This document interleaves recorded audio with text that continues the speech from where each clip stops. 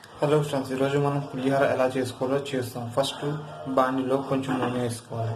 నూనె వేసుకున్న తర్వాత కొన్ని పల్లీలు వేయించుకొని ఫ్రై చేసుకోవాలి. ఫ్రై చేసుకున్న తర్వాత దాంట్లో కొన్ని మినపప్పు, శనగపప్పు వేసుకొని కొంచెం దోరగా వేయించాలి. దోరగా వేయించుకున్న తర్వాత మనం దీంట్లో ఇప్పుడు కొన్ని ఆవాలు వేసుకోవాలి. ఆవాలు వేసుకున్న తర్వాత కొన్ని ఎండుమిర్చి, అలాగే ఎండుమిర్చి తర్వాత పచ్చిమిర్చి,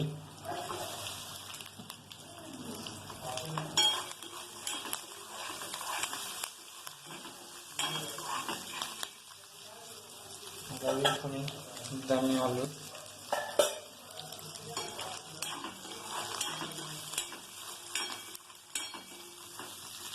వేసుకుని బాగా ఫ్రై చేసుకోవాలి.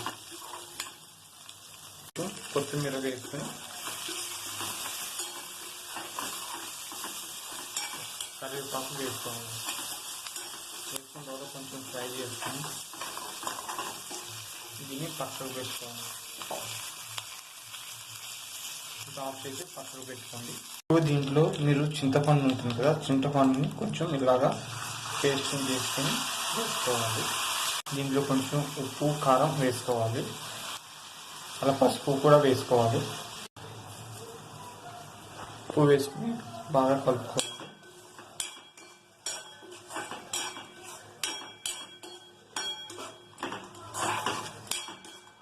రసం కొంచెం వేసాను, బాగా మీరు ఇంకా కూడా వేసుకోవచ్చు. ఇప్పుడు కొంచెంసేపు ఈ ఫ్రైని వేయించుకోవాలి. లోపు పెట్టుకున్న తర్వాత లాస్ట్లో దింపే ముందు లైట్గా ఉప్పు కానీ పసుపు కానీ వేసుకొని మనం ఉడకబెట్టుకున్న రైస్లో కలుపుకుంటే పులిహోర అయిపోతుంది. తగిన కొంచెం పసుపు వేసుకోవాలి. ఉప్పు ఈ గ్యాస్ని ఆఫ్ చేసి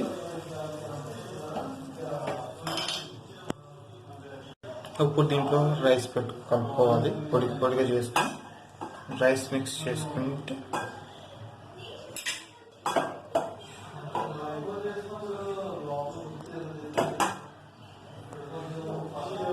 పొడిగా అనుకుని రైస్ని కలుపుకోవాలి. దీంట్లో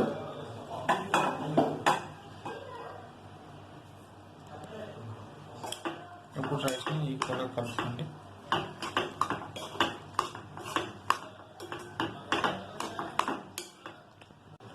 ఇలా చింతపండు చేసిన మిశ్రమాన్ని ఇలా రైస్లో కలుపుకుంటే మనకి వేడి రుచికరమైన పులిహోర తయారవుతుంది. మీకు ఈ వీడియో అంటే నచ్చితే లైక్ చేయండి, షేర్ చేయండి, అలాగే సబ్స్క్రైబ్ చేయండి. మీ ఇంట్లో ఒకసారి దీన్ని ట్రై చేయండి.